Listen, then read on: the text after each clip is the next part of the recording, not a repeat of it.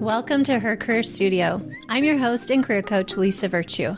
Here we live by the mantra, thrive at work so you can thrive in life, because we know you are more than your day job. Each episode includes actionable tips and often mentor stories to not only boost your professional success, but also enhance your personal well-being. Join me as we explore ways to ensure your career uplifts your life as you strive to achieve work-life harmony. Head to hercareerstudio.com for free resources and coaching services to help support you during career transitions and challenges, such as when you are looking to find and land that next ideal job or promotion, or are leading a new team. We're here to support you. Don't forget to hit that subscribe button, and please hit the thumbs up or leave a 5-star review if you are finding the content useful. This helps us keep going in our mission to help women in their careers. Thank you so much for your support. Are you looking for a new job or about to? Head to hercareerstudio.com for free resources to help you in your job search. Not only do we include a free resume template, I now am doing free resume reviews, which are valued at $97 a piece. So head to hercareerstudio.com, fill out the form, upload your resume, and I will provide you valuable feedback so that you can get noticed in your job search and get those interviews. You've got this. Best of luck, and I'm rooting for you. Have you ever wondered, like I do, where the heck are all the female pilots? We have so many amazing women that have broken barriers in aviation, such as Amelia Earhart, to name one of the most famous. Yet whenever I get on a commercial airplane, the pilot is a man.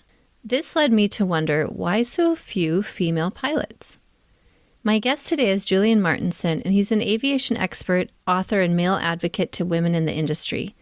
When I got to meet him, I wanted to share his experience and expertise with my listeners because here at Her Career Studio, we explore nuances that exist in career journeys for women and the barriers women face in various industries.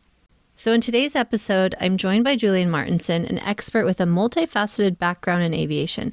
He shares his insights on the challenges and opportunities within aviation careers, especially for women aspiring to become pilots.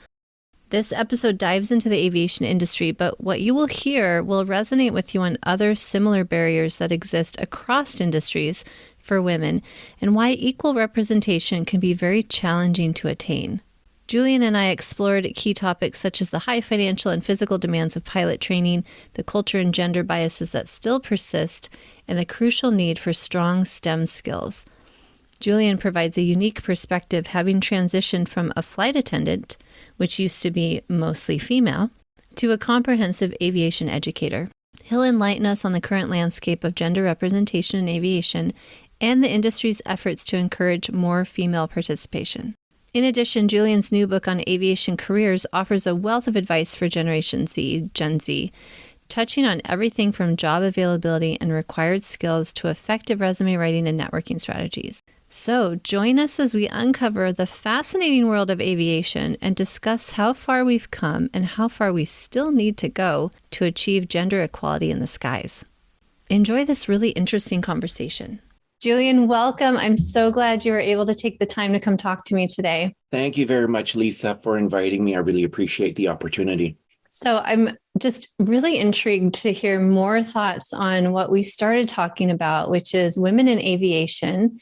And you have recently written a great book about just aviation careers in general. But then I found out as we started talking that you have a wealth of knowledge about the past about women in aviation, helping to empower them and figure out where the gaps are. And anyway, I'm so thrilled that you're here because this is something I've always wondered about. It's one of those careers that is very male dominated. And I've always wondered, why is that? Where did that kind of start from? And is it something that is going to continue to naturally be a male-dominated industry, or are there barriers that some women that are interested can overcome? So let's get started. I can't wait to hear a little bit more about your background in the space and what led you to be passionate about this. I started out as a flight attendant, and as you know, again, flight attendants is also more traditionally female roles, but in recent history, it's been opened up to both male and females. And interestingly, I did a TED Talk in Zimbabwe on the impact of women in aviation. And so it opened up the Pandora's box, and I realized that a lot of women had made a significant impact on the history of aviation, including pilots, stunt pilots, instructors, air traffic controllers, pilot instructors. So they've really had contributed significantly to the past. So for those women that are, or young girls that are looking for careers in aviation, there are plenty of role models to follow and to be a guide for, to become a guide for establishing a good career in aviation. Yeah. Cool. Okay. So you were a flight attendant. Tell me more about your path to now becoming an author and helping other people figure out career paths in aviation. So when I was a flight attendant, I entered the industry at a very bad time, which was way before September 11th. I know. So I just came out of training, and 2 months later, September 11th happened. And so this had a negative impact on the aviation industry at that time. Mm-hmm. And so it kind of stunted my career growth. And I explored other options, but my true passion was really aviation. And then later on, I discovered that you could actually study aviation management. And so I did. I went to Georgian College. And, other people find their passion in studying medicine or law or whatever floats their boat. But when I stepped into the classroom and I saw Boeing on the front board, I was just like, this is for me. And then I realized that you could do a master's in aviation management. And so I enrolled in the master's program at Griffith University. And I learned about the income structures for legacy carriers versus low-cost carriers, did comparison models on leadership and communication styles, and we compared the leadership styles of different CEOs and how successful one style was with the other one. We also did strategic planning for different airlines and how airlines respond to changes in the market fluctuations. And we did other things like calculating inventory. So for an example, an airline, they calculate inventory by passenger seat miles. How many seats are traveling and how many miles or kilometers does that airplane travel in a week or in a month? So this is called inventory. And so then from that number, you have your total inventory that's available. And then you have the inventory that gets sold. And you can make profit and loss calculations based on that. But back to the question for women, in the case of pilots, approximately 94% of the pilot workforce is male. That means 6% is female. And a question often gets asked is, why is there such a discrepancy? Mm-hmm. And I don't think that the discrepancy can be pinpointed at the airlines specifically, because that would be discriminating gender. So that is not the case. I think the situation is that a lot of parents will encourage their daughters to study home economics or interior design or go into an arts program rather than pursue a STEM-related career, which includes science, technology, engineering, and math.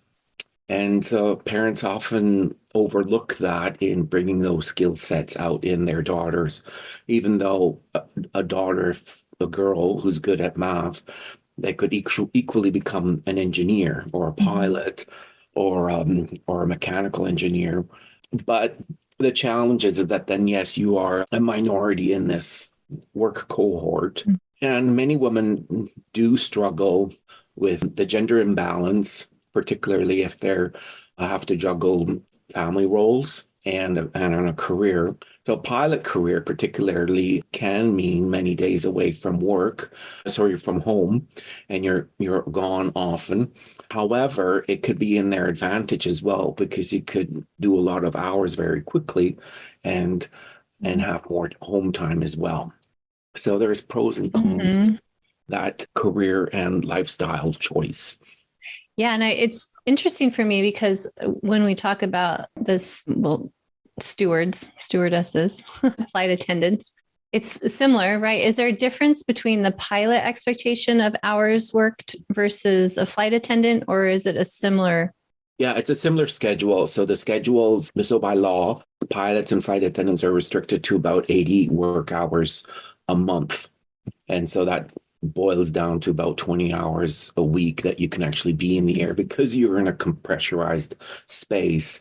It's actually not that healthy. So basically in a month, a pilot and a flight attendant may work around 80 hours, whereas somebody that goes to the office will work 160 hours.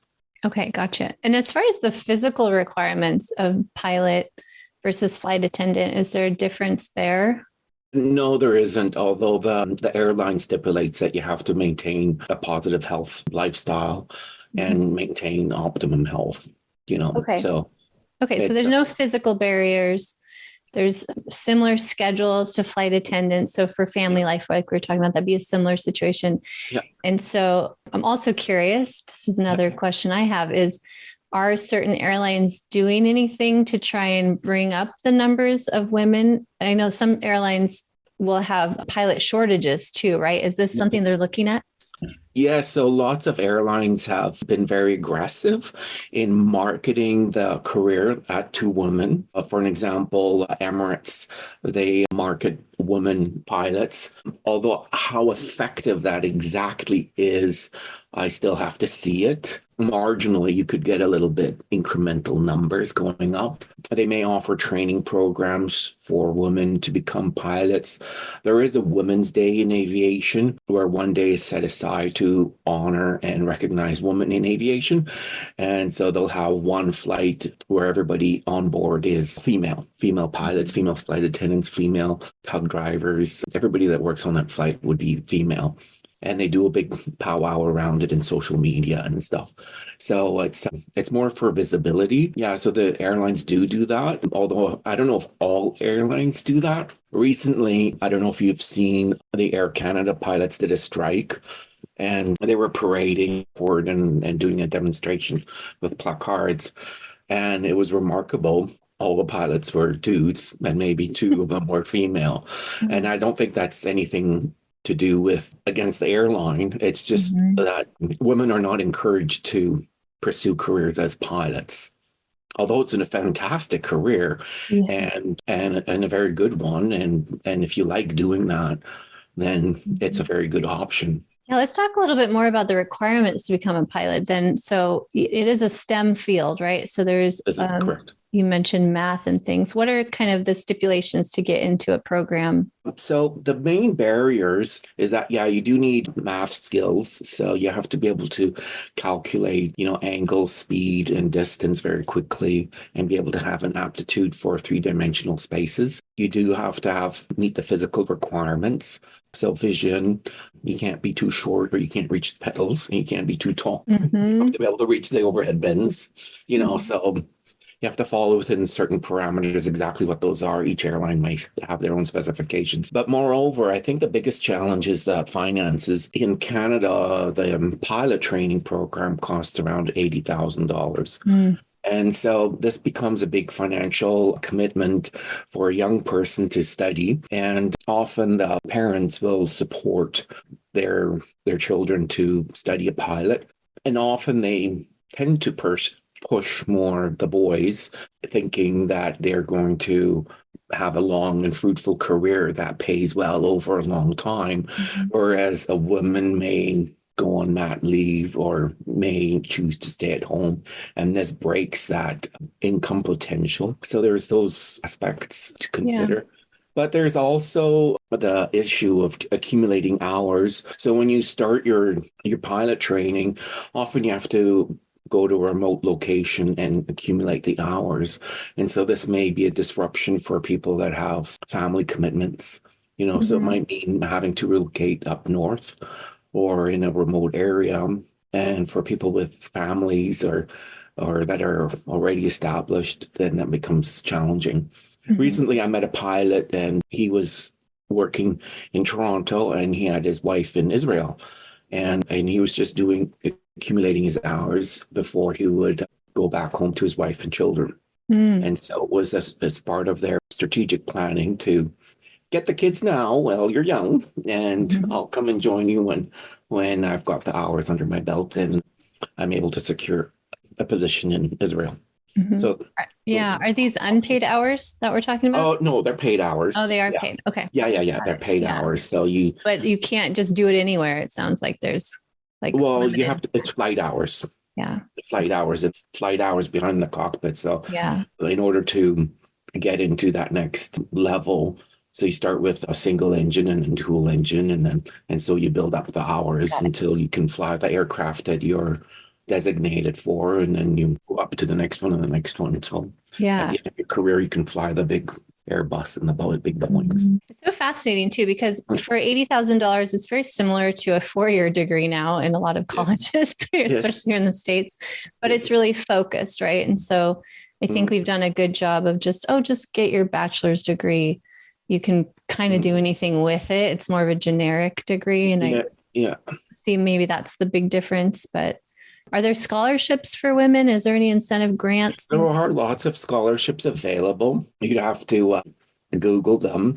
There are organizations, for an example, the Women in Aviation International, they offer scholarships. If their offering is adequate enough to meet the entire need of all the women that want to study, I don't know. But there are few scholarships options available. Mhm. Yeah, that's another question I have. Of course, it'd be fascinating to know how many are applying versus how much money is given out. Because I know some scholarships go to the wayside and no one uses them. So I don't know if that's the case, but very interesting. So I have, my cousin's daughter, she started getting some hours when she was very young. I think 16, she started flying. So I know that if this is something appealing to young girls, like you were saying, like getting into math, right? Doing those STEM classes, finding where they can start learning the different prop engines, et cetera, is really important. Because then once they go to that full training, they might have a lot of their hours, right? Interestingly, is that you can actually start your flying lessons even without a driver's license. And when I did my research, it was recommended to start your flight training as early as 16. Definitely by 18 or 20, if you want to become a pilot, that is the good age to get in. So the question often gets asked is the age the problem? And when is it too old to study? And like I say, it's never too old to study or learn anything. If God gives you the opportunity to study something later on in life, knock yourself out. However, the time required to develop this type of career, and in order to get the progression that you need, in order to get the leverage, you need to start early. So get in your 20s for sure. And I would say even by the time you're in your late 20s or 30, it's kind of game over to become a pilot. We're talking like commercial viable career pilot to get the return on your investment, really. This right? is correct. Yeah. Yeah. And you can still become a private pilot and get a private license.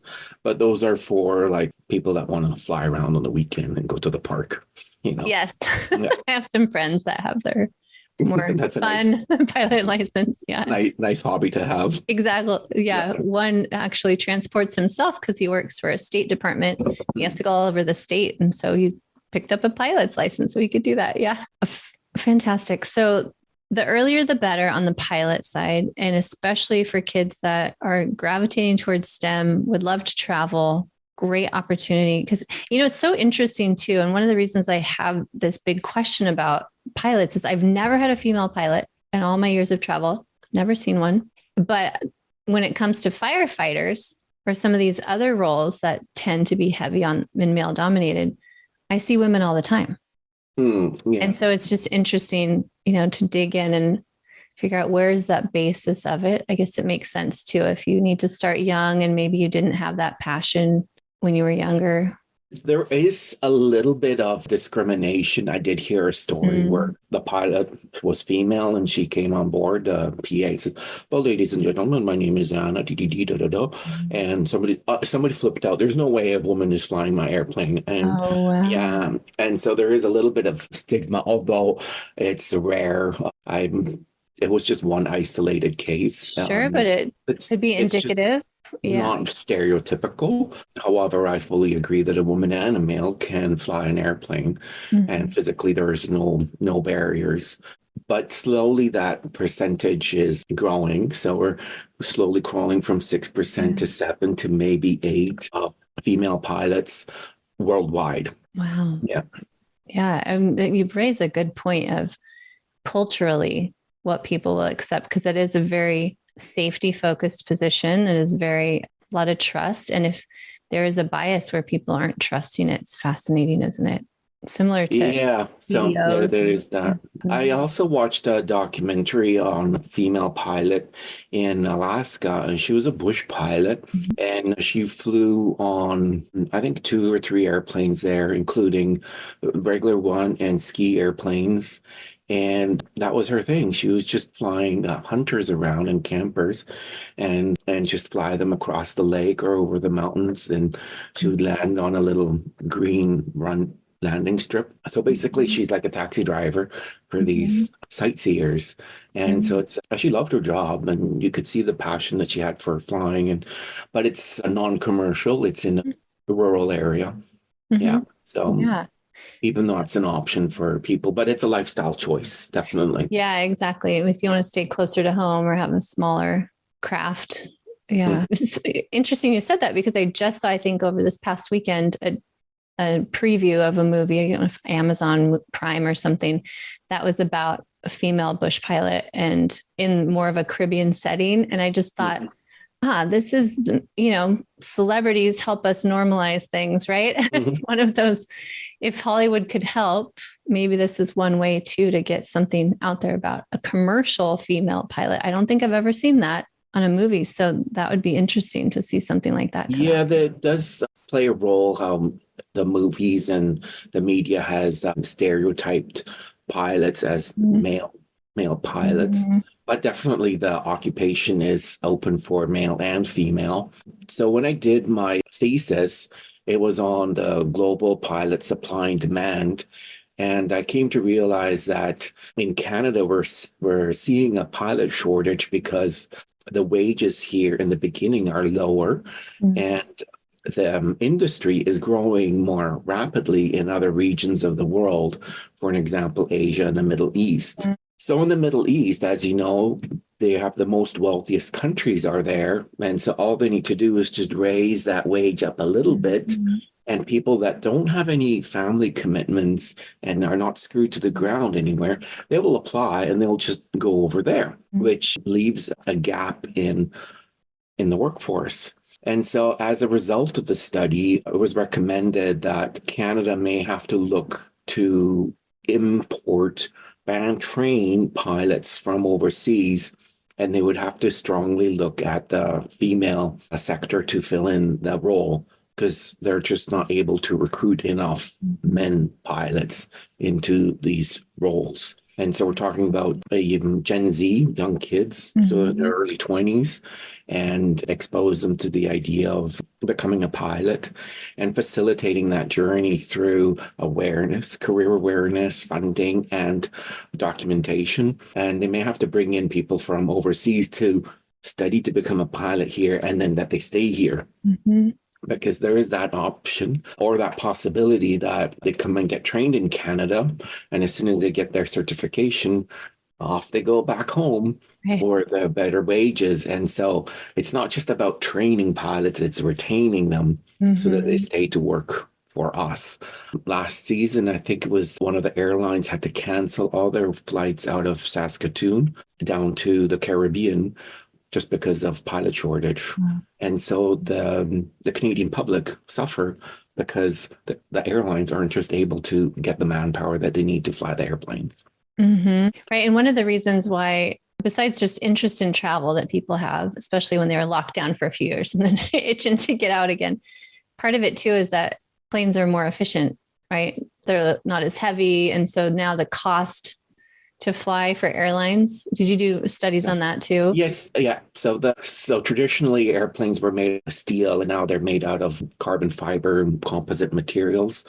So in all, the aircraft has become more economic, and it can manipulate the seating pitch, and ergonomic design of the aircraft is more streamlined with the winglets. So therefore there's less drag. And so these variables do impact the efficiency of the aircraft, I should say, and therefore it does reduce the cost. And then when you do reduce the cost, then demand will go up, and so more aircrafts are being built with this material, and people do like to fly. So the aviation industry has hit critical mass. And now with the introduction of low-cost carriers and the elimination of a lot of travel documentation and the global unification, as well as countries that create alliances for travel. So the elimination of passports and vaccinations, it makes travel, international travel, much more easier. And so people will buy airfares, but then airlines will sell the airfares. But then the question is, now how can you find that manpower to make that flight happen? And so they may be able to do it on a short term, but to train a pilot, it takes at least so many years before to get a pilot to come up through the ranks in order to actually be able to fly, let's say, a 737. So you have to start that training much earlier.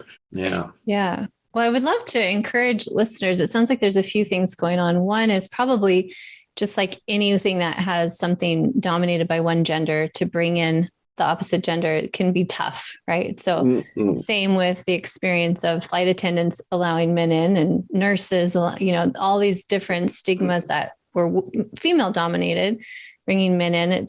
There's a shift there, and a cultural shift. Yeah. And so it sounds like internally there's some work to be done. I'm sure there's diversity, equity, and inclusion all going on with that part. But then to encourage our young people, if they're showing an interest in this field, it can be a really great option. And there might even be funding out there to help them get the education, the hours. Yeah. Yeah, I would love to encourage the listeners. Like if you hear, your daughter or someone else's daughter talking about career paths, this could be one to really explore and normalize it for girls, right? Yeah. There's lots of videos on YouTube that I enjoy watching myself. And then you see two female pilots for Aer Lingus or Emirates. And they got the full makeup on and the red nails and they're pulling back on the throttle. Living their fabulous life. Yeah, I know. They're jet setting. They're going to go to Singapore and buy clothes. And then they're going to go to Paris and buy clothes and go to Milan and buy more clothes. Well, it's what they do. So it's a little bit that's what they glamorize in the video, of course. But realistically, it's a lot of studying, and you have to be smart. You have to be a STEM career, and you have to, it's a lot of safety involved. So you have to do your pre-flight checks and follow your procedures. So it's a big career. Yeah, I would think there might be, software engineering was the hot ticket. And a lot of girls getting scholarships, doing great things in technology, but with all the layoffs in tech too, it'd be fascinating to see if any of them would be interested in something like this. So girls sometimes in some countries score higher than men on STEM, it's fascinating, but then the opportunities for the jobs just tend to be different later on. So yeah. I've heard in the States, they even did recruitment for girls. So they would fly them in on a little airplane and they take them to this base somewhere in Texas, I don't know. And they would have flight simulators set up and little air traffic control stations. And, these 14, 15, 16-year-old girls would just run around and tinker with these, interact with these little games. And so it's trying to expose them to basic pilot concepts and aviation concepts, just to give them a little bit of an intrigue. And so this is where they get that interest.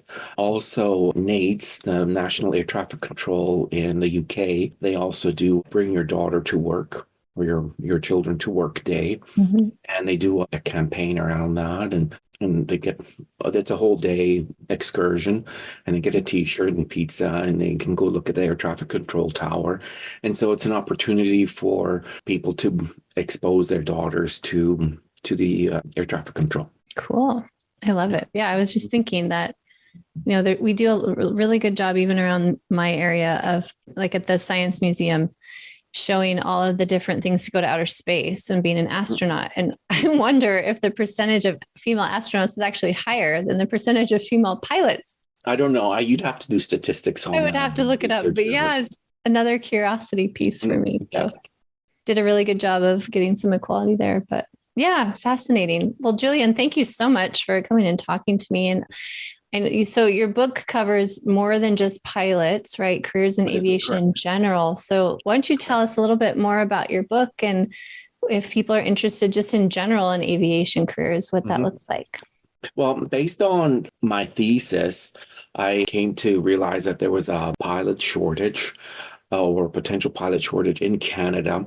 And I understood now the reasons why, and it has to do with the global trends and how the industry is evolving in other regions of the world. And so I came to realize that there needs to be the first book that a Gen Z could read. So that's kids between 12 and 28. You're just coming out of high school, you're open to exploring careers. And so this book briefly touches on the history of aviation and the big milestones that we've covered over the last 10 years. And then in chapter 2, we touch on where the global aviation is now. So in terms of passenger capacity, aircraft in the air, the total volume for the globe. And so then you quickly realize that the aviation industry is it's not a small thing. It's a big industry, and it represents almost 3.5% of the GDP. And then we look into the challenges that airports face and the challenges that airlines face. And so then once you figure that out, then you're like, okay, so if this is the problem, then this is the solution that the next generation needs to find a solution to. And then I split that into 4 career groupings: pilot, air traffic control, aircraft engineering, and aviation management, which is my area of expertise. So aviation management, that's to become an airline or an airport manager. So it studies the business side of that. And so we briefly discuss in each of those chapters what you need to study, where the jobs are, who's hiring, what are the soft skills and hard skills that you need in order to be successful in that career. And then the last chapter is on resume writing and networking and interview skills. Great. Love it. How can people find your book? Well, it's available on Amazon. It's available in digital copy and in soft copy. Okay, wonderful. We'll put the link, of course, in the show notes. So thank you. Brilliant. Julien, is there any last bit of advice for aspiring female aviation career professional women? Yeah. The sky is just the limit. It's only the beginning. There's so many experiences out there. It's just your life and live it up. And aviation has a lot of good careers to offer. And it's a good camaraderie. It's a great way to see the world. It's an industry that is globally integrated, interconnected, and lots of languages, great people to meet, and very progressive. So it's an industry that's very environmentally progressive, aware of the environment.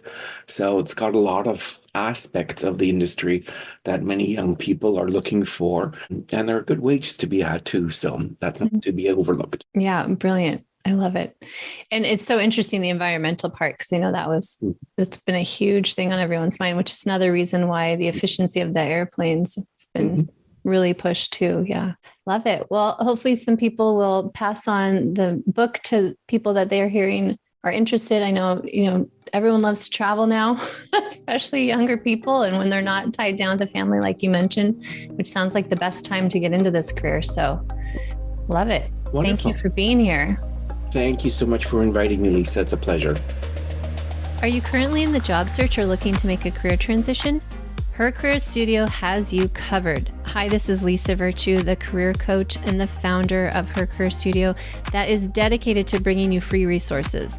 So head to hercareerstudio.com and get your free cover letter template, the guide to how to write it, and your free resume template. Keep it simple and use these tried and true resume templates that are also ATS friendly and in Google Docs so they're easy to edit and keep track of. This will build out your career story in writing so that you can get those interviews and ultimately land that ideal job. You got this. Good luck and best wishes.